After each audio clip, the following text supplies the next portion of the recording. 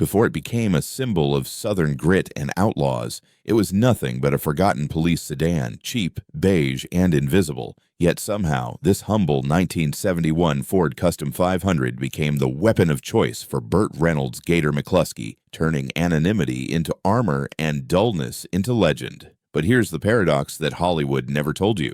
Why did stunt drivers refuse to touch it until Ford secretly re-engineered the suspension? How did a six-cylinder grocery getter outrun V8 police interceptors on camera? And which chase scene was filmed illegally with real cops who had no idea they were in a movie? This wasn't just another car movie, it was chaos disguised as cinema, a production where fact and fiction collided on the dirt roads of the Deep South. In this video, we're cracking open the hidden file on Gator's ride. These are 20 weird facts that reveal how an unremarkable sedan became one of Hollywood's strangest legends, and why, half a century later, people are still arguing about what really happened behind the wheel. Number 20, the Invisible Moonshiner Special. Before anyone called it legendary, the Ford Custom 500 was the cheapest full-size sedan Ford made in 1971, a car built to disappear, and that was exactly why Burt Reynolds chose it. Real moonshiners never drove flashy Mustangs or loud Chargers. They needed to blend in, not stand out. In rural Georgia, every other car on the road was beige, dusty, and utterly forgettable. The production crew bought 8 identical Custom 500s from a police auction for $800 each. They were ex-cop cars, stripped of glamour, perfect for a man like Gator McCluskey who lived between the law and the swamp. One viewer later commented, "That plain look made it feel tougher." And he was right. The car's invisibility became its power. On screen, it slipped through the night like a ghost. No chrome, no stripes, no glory, just raw survival instinct. This was no Hollywood exaggeration. Real bootleggers confirmed it. If you wanted to live, you drove something no one remembered. Number 19, the six-cylinder sleeper trick. Here's where the deception began. In the movie, Gator's Custom 500 outruns police cruisers equipped with massive 429 V8s. But the real car? It was a slug. A 240 cubic inch inline six that produced only 145 horsepower, barely more than a modern compact car. So how did it look so fast? 3 of the movie cars were secretly swapped with Ford's 390 V8 engines, giving them 255 horsepower. Yet, they kept the six-cylinder badges, the quiet exhaust, and even dubbed over the V8 sound with a weak engine note. Sound engineer Charles Wilborn later admitted, "We wanted it to sound underpowered, to make Gator look like he was outsmarting the cops, not outmuscling them." That illusion worked perfectly. Fans watching decades later still debate what engine the car had. One commenter insisted, "These Fords never came with an inline six." While another replied, "Check the junkyards. I saw one with a 302 3-speed in 1980. Even in truth, the myth stayed alive, a cinematic con that fooled generations of gearheads. Number 18, the beige paint conspiracy. If a car could vanish in daylight, this one did. Its dull beige coat wasn't random. It was strategic camouflage. Ford called the color prairie tan, but the film crew thought it wasn't dull enough. So they mixed 4 shades of beige until they found one that would vanish on film at dawn and dusk. Director Joseph Sargent consulted retired ATF agents who confirmed the best moonshine cars were always beige, cream, or light gray, colors that didn't pop under headlights. The bland color had another trick. It hid damage. Between takes, the crew could spray over dents and scrapes without anyone noticing. By the end of production, each car had been painted over at least half a dozen times. When the film was remastered in HD, fans began arguing online. One wrote angrily, "That's not beige. It's turd brown," while others defended the choice as pure genius. And perhaps they're all right. That boring beige wasn't just paint. It was the car's disguise. The perfect cloak for a bootlegger who never wanted to be seen.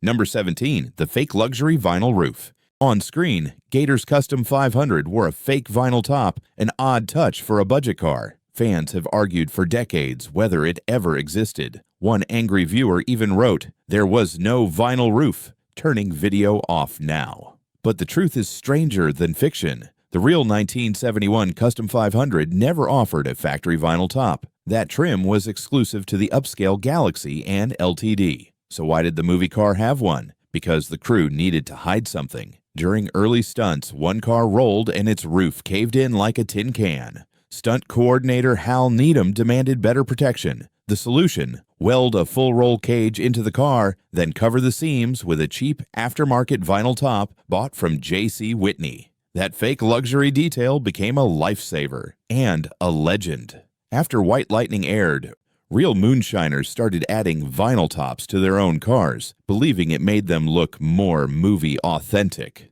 Ironically, what began as a cover-up became a trend. Number 16, the manual transmission illusion. Watch closely and you'll see Burt Reynolds shifting gears like a pro racer, clutching and downshifting through every chase. But here's the twist. Every Custom 500 on set was automatic. Reynolds didn't care. "Real drivers shift," he said, so the prop team installed a fake stick shift, not connected to anything. He would mime every shift while a stunt driver hidden beside the camera actually operated the real car. In post-production, editors added clutch and gear whine effects, turning a lazy 3-speed automatic into a ferocious 5-speed symphony. The illusion was so convincing that Ford received hundreds of letters asking where to buy the manual Custom 500. Decades later, enthusiasts still argue in comment sections. Ford never made it with a manual. Actually, I drove a 302 3-speed in 80. Hollywood magic blurred the line between truth and memory. And maybe that's why people still swear they saw Reynolds slam that non-existent clutch. Number 15, the moonshine trunk engineering. Behind the beige disguise was something far more practical, a trunk designed like a smuggler's dream. The real Custom 500 already had a huge 20 cubic foot trunk, but for the film, prop master Jerry Goff turned it into a moonshiner's laboratory. The spare tire was relocated under the car, the suspension reinforced with wagon-grade springs, and welded brackets were added to hold mason jars steady during chase scenes. Those brackets weren't movie props. They were copied from confiscated bootlegger cars provided by real ATF agents. Even the false floor seen briefly on film hid a secret compartment that could carry an extra 20 gallons of liquor. One retired agent later admitted, "We used the movie to train new recruits. Those modifications were spot on." By the end of shooting, the crew joked that Gator's trunk could smuggle an entire bar across state lines. But it also smuggled something else: credibility. It proved that White Lightning wasn't exaggerating. It was paying tribute to a real outlaw culture that built America's backroads legend. Number 14, the bench seat stunt secret. That wide front bench seat wasn't just a relic of old design, it was a secret weapon for stunt work. While most muscle cars had bucket seats that locked the driver in place, White Lightning's Custom 500 allowed Burt Reynolds to slide dramatically from side to side during tight turns. Stunt coordinator Hal Needham discovered that this sliding motion looked thrilling on camera. It made Gator seem wild, barely in control, fighting both gravity and the law. But to keep Reynolds safe, the crew modified the seat. The driver's side had hidden grip strips for traction, while the passenger side was coated with furniture polish so he'd glide more easily. In one take, Reynolds slid completely across the seat by accident, but stayed in character, reaching for his shotgun mid-slide, a moment so spontaneous that the director kept it in the final cut. By the end of filming, every seat was torn, duct-taped, and stained from sweat and dust. One fan later wrote, "That car looked as beat up as the men driving it, and that's why it felt real." Number 13, the 4,000-pound advantage. At nearly 2 tons, the Custom 500 was heavier than most police cruisers chasing it. That bulk wasn't a disadvantage, it was a weapon. During chase scenes, its extra mass allowed it to shove lighter police cars off the road. To make the action even more dramatic, the stunt team added 200 pounds of steel plate in the trunk for balance. The result? A car that flew straight over jumps and landed flatter than any muscle car could. But weight came with a cost. After just a few takes, the drum brakes would fade, turning every stop into a prayer. To cope, the team rotated cars every few scenes so the brakes could cool. In one sequence, the car plunged into a river and sank instantly, too heavy to float. The stunt driver had to be pulled out through the window as the car disappeared beneath the water. The accident wasn't scripted, but the footage was so haunting they used it anyway. Sometimes realism in Hollywood isn't planned, it just crashes into you. Number 12, the Arkansas location deception. The movie claimed to be set in Arkansas, but the chases you see tearing through muddy back roads, they were filmed in rural Georgia. The reason was simple: cheaper labor, looser permits, and friendly local sheriffs. To sell the illusion, the crew added Arkansas license plates and sprayed red Georgia clay onto the wheel wells for authenticity. But that deception sparked real chaos. Local cops hadn't been informed about several stunt sequences. So when the film crew sped through town, real police joined the chase, believing they were pursuing bootleggers for real. One of those genuine police cars even appears in the final cut. Sirens blaring, lights flashing, completely unscripted. A commenter later joked, "Guess that was the only scene they didn't have to act." The mix-up caused fines, fake arrests, and furious mayors. But the footage was too good to waste. What was meant to be pretend rebellion became a real outlaw chase, captured forever on film. Number 11, the fleet purchase cover-up. The studio claimed they found the cars at a random police auction. That was only half true. The real deal went down quietly at a Ford dealership in Atlanta. The dealer had 20 identical beige Custom 500s sitting unsold, cars originally meant for a taxi company that went bankrupt. They were basic, no-frills sedans with vinyl floors and heavy-duty parts. The movie crew bought 8 for $800 each. What no one realized was that these reject taxis came preloaded with upgrades. Stronger alternators, larger radiators, and police-grade transmissions. That's why the stunt cars survived abuse that would have destroyed normal sedans. Years later, a viewer recalled, "My dad drove one of those Atlanta taxis. They were built like tanks." Even stranger, the remaining 12 cars didn't disappear. They later resurfaced as background vehicles in Smokey and the Bandit. Same beige paint, same scars. A forgotten fleet that quietly bridged two Burt Reynolds universes. Number 10, the engine sound dubbing scandal. Every rumble you hear in White Lightning is a lie. The Custom 500's real 6-cylinder drone was so dull that director Joseph Sargent ordered all engine sounds replaced in post-production. Sound engineer Charles Wilborn stitched together a Frankenstein mix. A 1970 Plymouth 446-pack for acceleration, a Ford 429 V8 for idle tones, and a diesel truck for low-speed growls. Sometimes all three appeared in the same chase. One fan noticed and wrote, "Why does it sound like a Mustang? Then a semi-truck, then a lawnmower. That wasn't an accident. It was design." Wilborn explained, "We wanted chaos. The car wasn't just metal, it was Gator's heartbeat." Ironically, that artificial roar became iconic. Replica builders now modify their exhausts trying to mimic an engine sound that never existed. Number 9, the destroyed cars cover-up.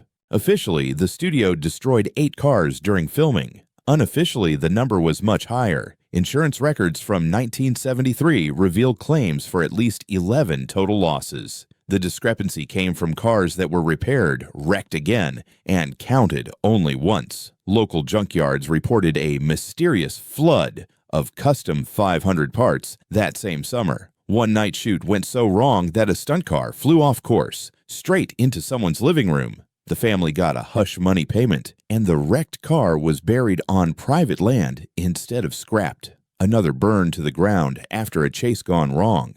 The footage was destroyed, the incident buried deeper than the car itself. As one commenter said, "The only thing more dangerous than moonshining was filming it." The real toll wasn't just cars, it was chaos, smoke, and silence paid for in cash. Number 8, the stunt driver suspension rebellion. The first time stunt drivers tested the unmodified Custom 500s, they refused to drive them again.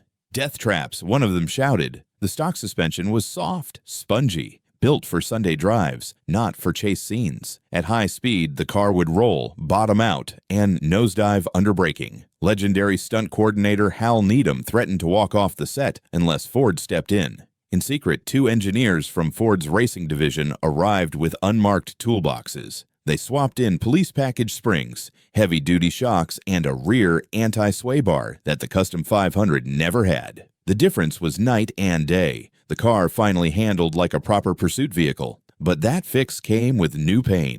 The upgraded suspension was so stiff that Burt Reynolds complained of back spasms after every take. To keep him comfortable, one car was left stock for dialogue scenes, nicknamed the soft seat. Fans who freeze-frame the movie can spot it. The rear end sits higher than the stunt cars, proof that Hollywood's smoothest outlaw needed a little extra cushioning between takes.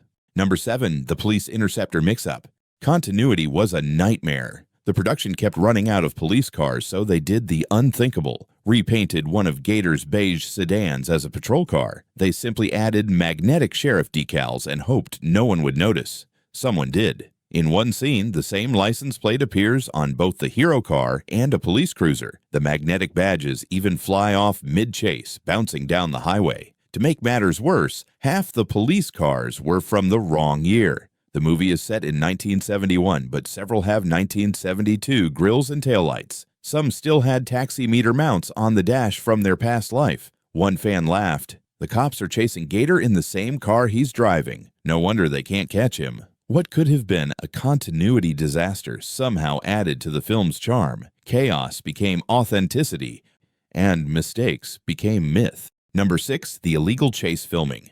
The film's most famous chase through downtown Sichi wasn't permitted. Not barely legal, not gray area. Completely unapproved. Director Joseph Sargent decided paperwork was too expensive and time-consuming, so he shot guerrilla style one Sunday morning, blocking streets with a skeleton crew. Off-duty deputies were hired to control traffic, but they didn't know they were in the movie. When real police saw cars speeding and crashing, they joined the chase, believing it was real. Sirens, lights, even a few real radio calls, all captured on film. One fruit vendor's stand wasn't a prop. When a car plowed through it, the man screamed for real. The production paid him triple damages and credited him as a technical advisor to avoid lawsuits. A local prosecutor later confessed he looked the other way because the film brought tourist money.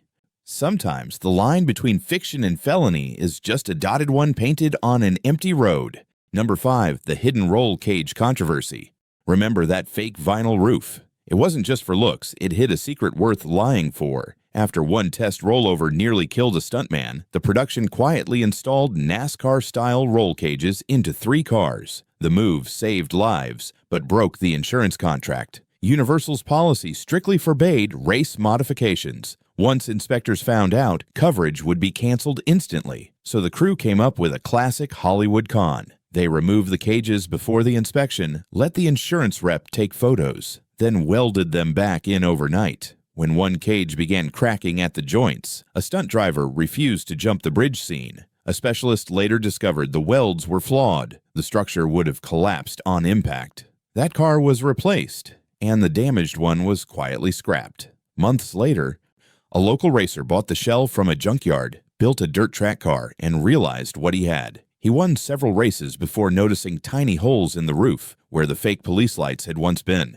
That's when he understood. His race car used to be a Hollywood outlaw. Number 4. The V8 engine swap disaster. Only 3 of the 8 cars received V8 engine swaps, but one of those went catastrophically wrong. A mechanic accidentally installed the motor mounts backward, causing the engine to tilt at an angle. No one noticed until the throttle jammed wide open during a chase test. The stunt driver managed to kill the ignition before hitting a tree, but the car was destroyed. To avoid insurance scrutiny, the wreck was reported as stolen and dumped in a nearby lake. Decades later, drought conditions revealed the half-buried shell still containing its backward-mounted engine. Local police investigated it as a possible crime scene until an old crew member confirmed it was a white Lightning car. Ironically, the same mechanic later became one of Hollywood's most respected vehicle coordinators. But whenever someone mentioned motor mounts, he'd just laugh and say, "Don't ask me to do that again." Number 3. The $1 million insurance fraud. When filming ended, the surviving cars should have been scrapped or auctioned. Instead, they vanished. In 1974, an investigation uncovered something bigger than broken engines, a full-blown fraud ring. A production assistant had been secretly selling totaled cars to collectors, forging documents that linked them to the movie. He made over $50,000, serious money in the 70s, before 2 buyers brought the same car to a Burt Reynolds fan event. Reynolds himself settled the matter. He inspected both cars and said neither was genuine. The real one, he explained, had a cigarette burn on the driver's seat he'd left himself. The scam unraveled fast. Investigators traced 3 fake cars, but the true movie vehicle wasn't found until decades later, in a barn, rusted but intact. It sold in 2018 for $127,000, complete with forensic testing confirming Reynolds' DNA on that infamous cigarette burn. As one fan commented, "Only in Hollywood could even the wreckage have a plot twist." Number 2. The secret NASCAR connection. What made Gator's Custom 500 so quick wasn't just Hollywood trickery, it had racing DNA, literally. Hal Needham quietly called in a favor from his old friend Junior Johnson, the legendary NASCAR driver who once ran moonshine before going legit. Johnson's race shop secretly modified the three V8 cars after hours, adding performance camshafts, headers, and custom carburetors tuned for low-octane fuel. To keep Ford's lawyers calm, there was no paperwork. No invoices, just whispered instructions and late-night welding. Johnson's team also shared real bootlegger tricks, stiffened door hinges to stop rattles, toggle switches hidden under the dash, and taillights wired to flash coded messages. One experimental car even had a working smokescreen system pumping oil into the exhaust to blind pursuers. It worked too well, filling the set with thick smoke that halted filming for 3 hours. Decades later, Junior Johnson admitted with a grin, "Those cars ran better than half the field at Daytona that year." The connection between outlaws and racers had come full circle. Moonshine engineering reborn in the bright lights of Hollywood. Number 1. The Real Moonshiner's Revenge. The wildest story didn't happen during filming. It began after. A real Georgia moonshiner named Clarence Big Cat Morrison went to see White Lightning and nearly fell out of his seat. He recognized the car, his old Ford Custom 500, confiscated years earlier when he was arrested for bootlegging. Before prison, he'd hidden $30,000 in cash inside the car's frame rails. When it was seized and auctioned, the money disappeared with it. Morrison spent 6 months tracking down every surviving movie car, breaking into junkyards and collections looking for his cash. He finally confronted the film's vehicle coordinator with documents, photos, and VIN numbers proving his claim. They searched one car and found the secret compartment, but it was empty. A crew member later confessed he'd discovered the stash during modifications and quietly kept it. Investing it all in a failed restaurant, Morrison couldn't sue without admitting tax evasion. Instead, he turned the story into a business, giving paid tours of moonshine routes and filming locations. Ironically, he earned more from tourists than he ever did from bootlegging. The car itself, rusted and forgotten, still sat behind his house until his death, a silent witness to one of the strangest intersections of crime, cinema, and karma in American history.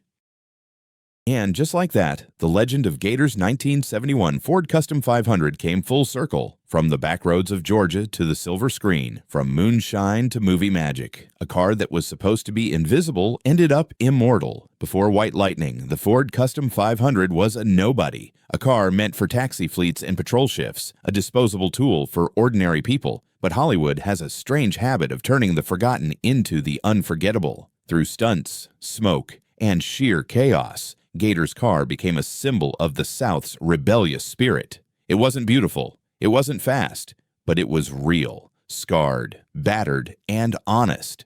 The same could be said for the men who built it, drove it, and broke it. Half a century later, fans still argue online about engine codes and paint shades. Yet the real magic of this car has nothing to do with horsepower or hubcaps. It's about the grit behind the wheel, the sweat on the set, and the stubborn pride of people who refuse to fake the danger. Today, the last surviving Custom 500 sits in private hands, rust creeping across its panels. But to those who know the story, it's not decay.